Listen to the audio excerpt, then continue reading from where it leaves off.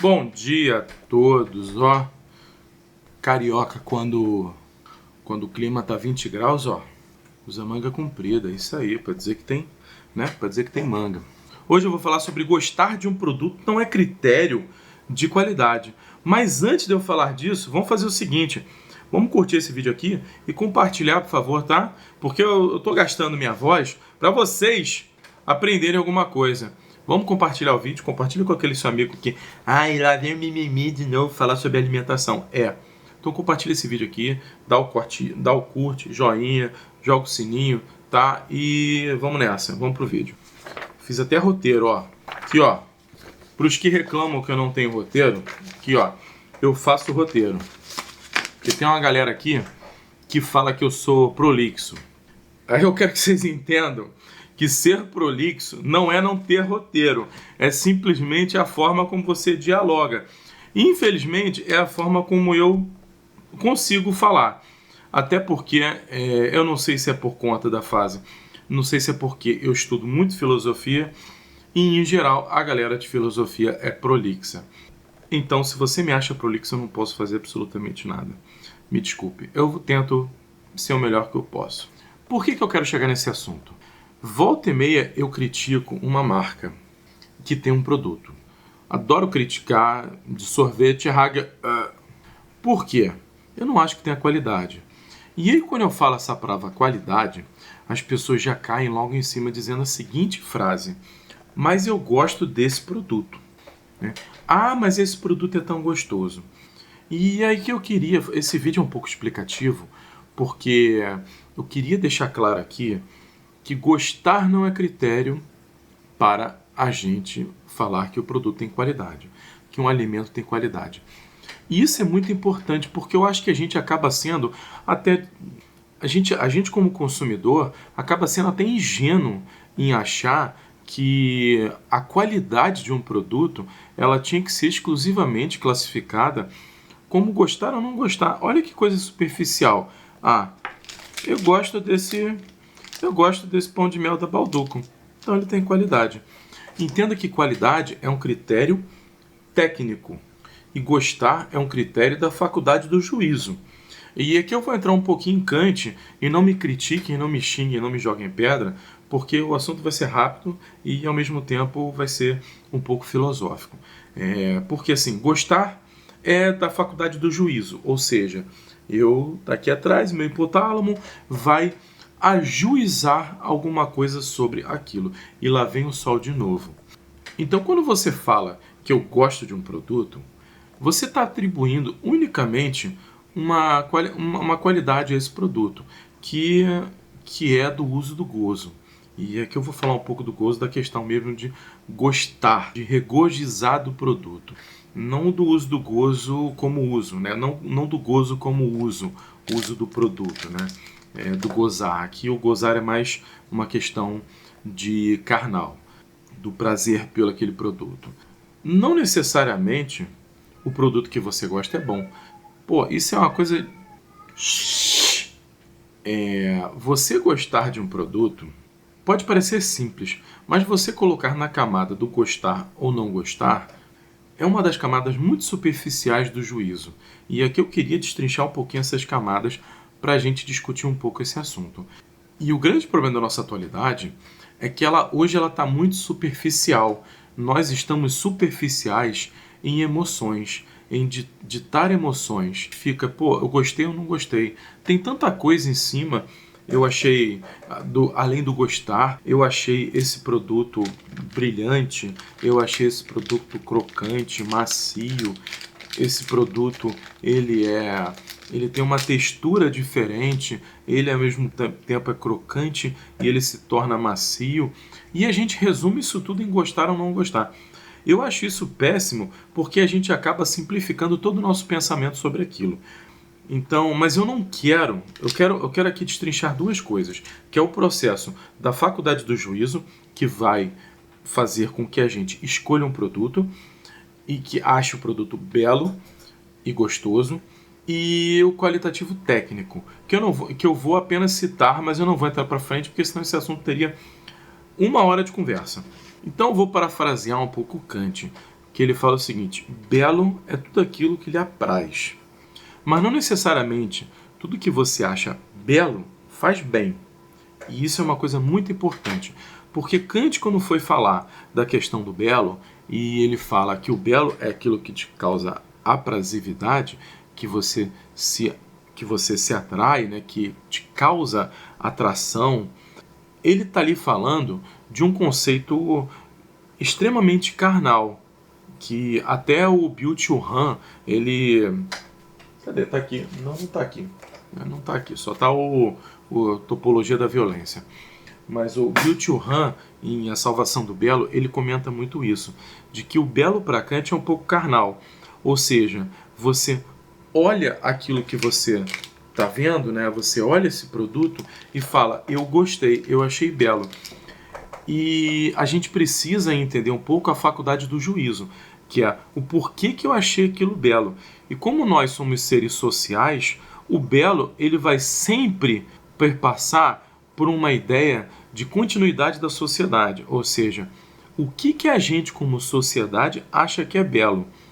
Pode parecer idiota e brincadeira, mas sim, nós temos um contexto de belo que a gente aplica dentro da sociedade. E esse contexto de belo ele vai ser passado à frente para tudo. Veja a tipologia do corpo. Hoje a gente tem um corpo que deve ser malhado, um corpo de mulher que deve ser malhado. E isso é passado para frente para a gente entender. Isso é passado para as outras pessoas como sendo bom, como sendo belo. Eu, como ser social, eu vou ouvir todas essas discussões e vou achar aquele corpo belo. Porque ali eu vou estar introduzindo conceitos sociais que a sociedade me explicou, que a sociedade me introduziu. Então, não necessariamente aquele corpo belo é bom. Não necessariamente um corpo belo é saudável. Vocês entenderam? Porra, fiz arminha, que merda. Vocês entenderam que, assim, eu achar um corpo belo não quer dizer que esse corpo é saudável? E eu achar um alimento belo não quer dizer que esse alimento é bom. Isso é muito importante porque quando a gente vê um corpo, a gente consegue ter essa diferenciação. Agora, quando a gente vê um alimento, né? Sim, né? Não necessariamente ele também é bom. E eu não quero aqui fazer uma classificação de que alimento tem que ser ruim ou tem que ser bom.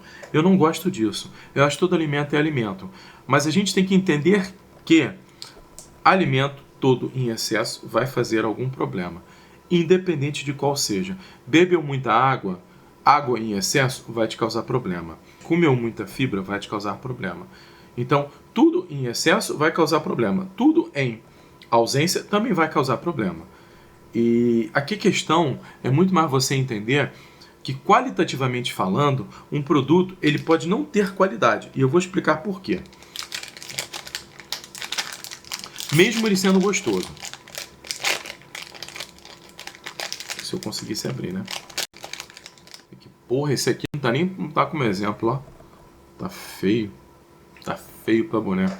Mas então, a gente tem um produto que a gente olha, ele tem um cheiro agradável, né? Ele tem uma camada de chocolate. Dá pra perceber que tem uma camada de chocolate. E aqui a gente para pensar no seguinte: todo produto alimentício ele foi um dia, ou deveria, né, ser concebido no campo. Essa primeira parte, para a gente entender como explicar qualitativamente se o alimento é bom ou não, tá, com conceitos técnicos, a gente tem que entender o seguinte: todo alimento veio do campo. Se todo alimento veio do campo e ele foi transformado pela indústria, eu acho importantíssimo a gente, quando for aferir qualidade do produto, pensar nas questões do campo. Ou seja, como é que esse alimento foi pego lá no campo e trazido até mim?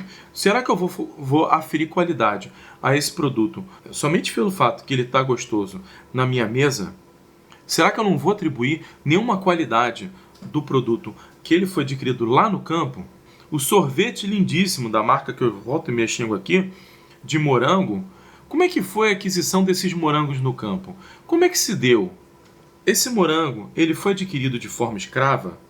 Ou a mão de obra que esse morango colheu, ela foi uma mão de obra que ela minimamente tiveram um cuidado com essa mão de obra, ou seja, o cara não sofreu trabalho escravo, o cara não sofreu, perdeu a mão, ficou doente porque trabalhou demais, né? Trabalhou em escala 10 por 1, como o supermercado lá que eu vi outro dia, ou então selo Leonardo de qualidade.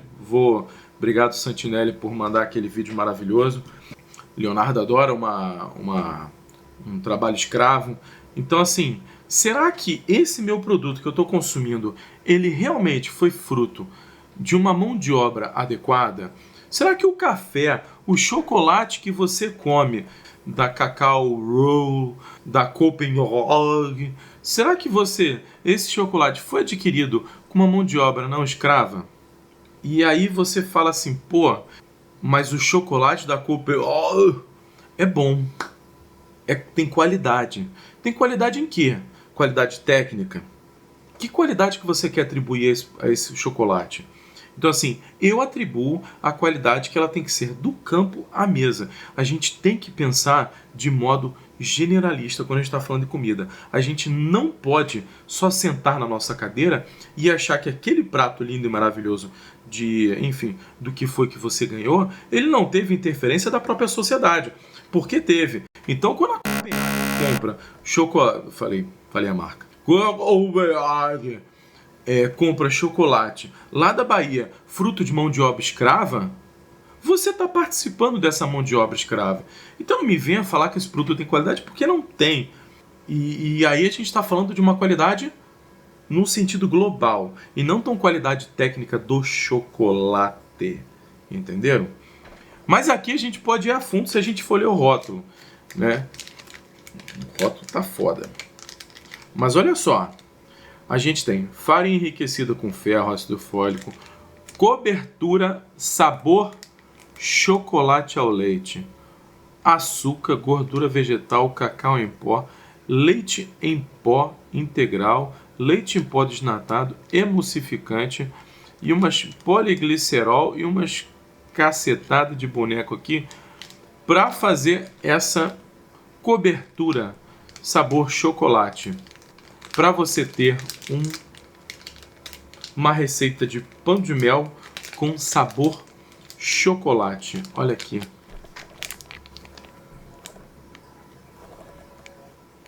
Enfim, eu não considero esse produto com qualidade só porque ele foi, na verdade, só porque ele foi aprazível ao meu paladar.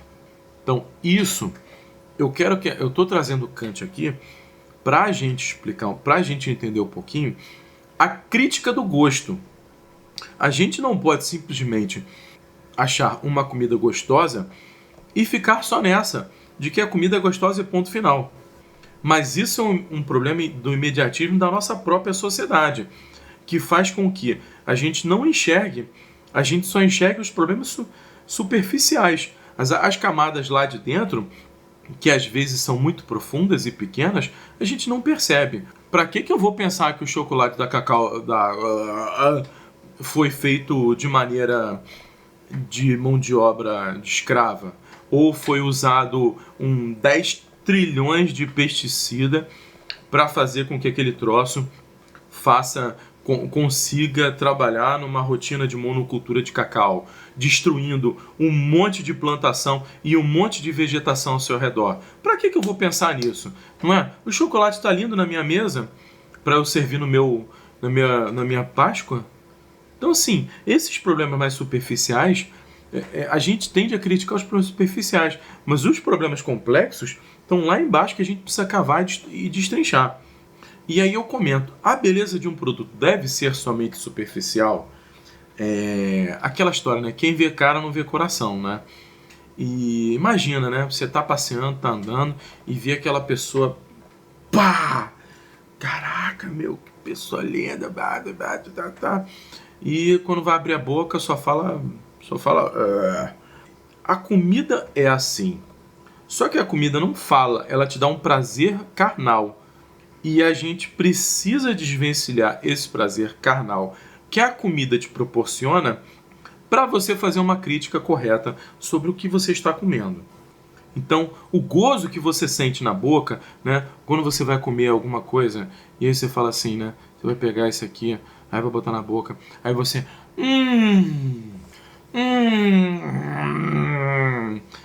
esse gozo superficial, ele vai te dar prazer, porque a indústria, ela fez isso pensando em você receber esse gozo.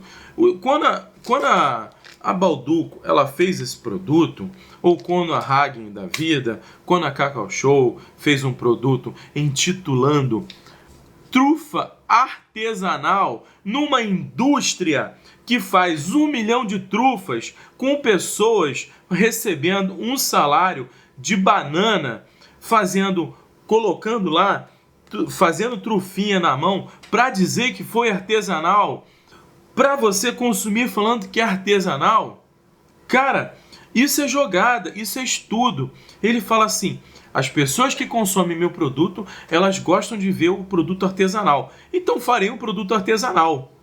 Como? Se o cara ele faz produto em larga escala. Não é artesanal. Só é artesanal no nome. Mesmo que ele seja feito por 1 milhão de pessoas. Porque sai do processo do escopo do artesanal. Que eu até falei no outro vídeo sobre as questões voltadas ao... como é que a indústria te engana. No meu vídeo onde eu falo sobre o ChatGPT vai acabar com a sua criatividade.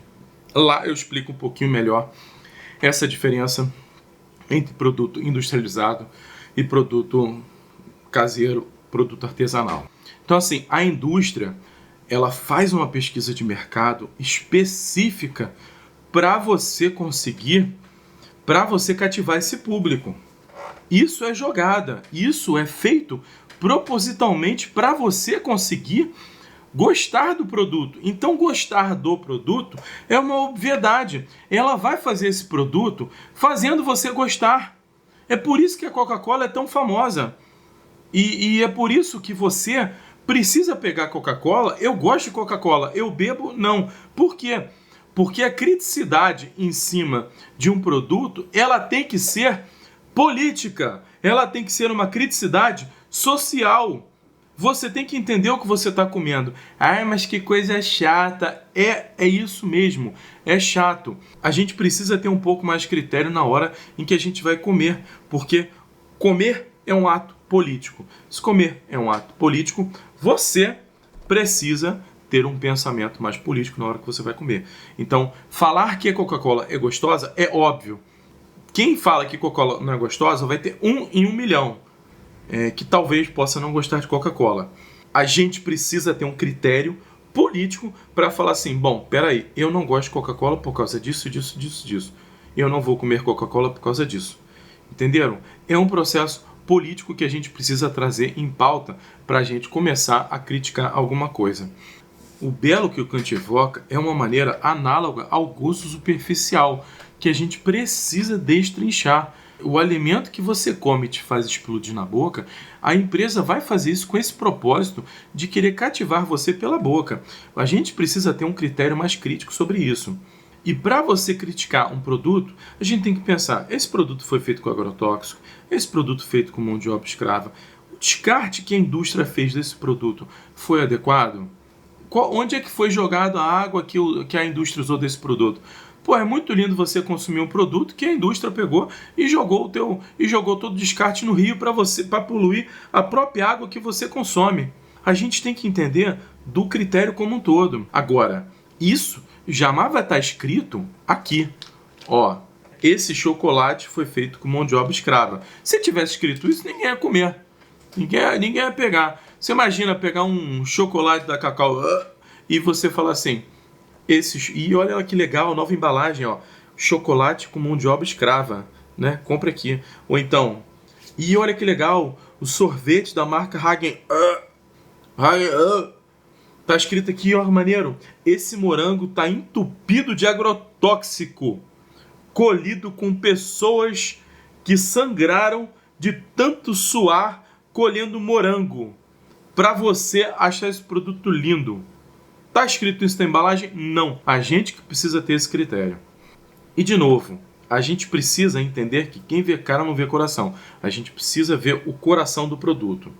E outra coisa, bater metas qualitativas, nutricionais, é mais lindo ainda, porque o produto, além de ser gostoso, ele tá maravilhoso numa tabela de Excel para o nutricionista falar assim, ó, esse produto é saudável, esse produto se encaixa na sua dieta e ele vai fazer com que você seja bom.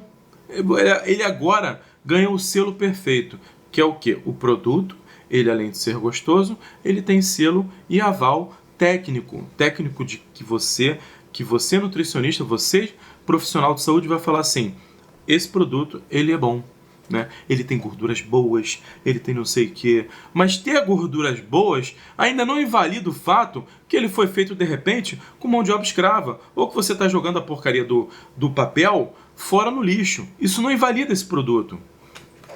Então, para a gente finalizar toda essa questão aqui, esse pequeno recorte de gostar não é um critério para a gente selecionar um produto e a gente avaliar qualitativamente o produto. O alimento bom, na minha visão,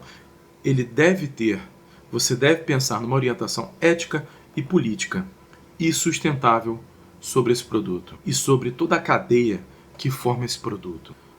Aqui não estou fazendo alusão a MST e os canecos falando assim, compre somente orgânico, mas a gente precisa entender, tá, que de repente o suco que você toma da vinícola tal tem selinho Leonardo de escravidão.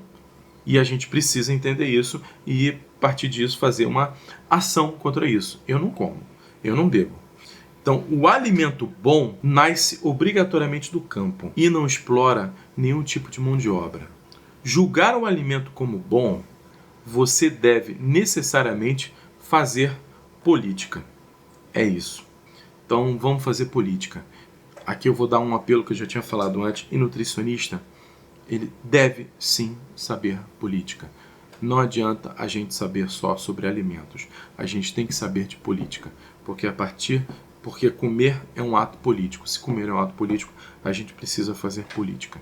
É isso aí. E se você chegou até o final desse vídeo, não se esqueça, compartilha esse vídeo, dá um joinha e manda para aquele seu amigo que é apaixonado pela Hagen, pela Cacau, pela Copperog e fala assim, ó, o que você está comendo não tem qualidade, é apenas uma explosão de gozo que você tem na sua boca para você suprir uma necessidade carnal que você tem sobre a comida. Beijo!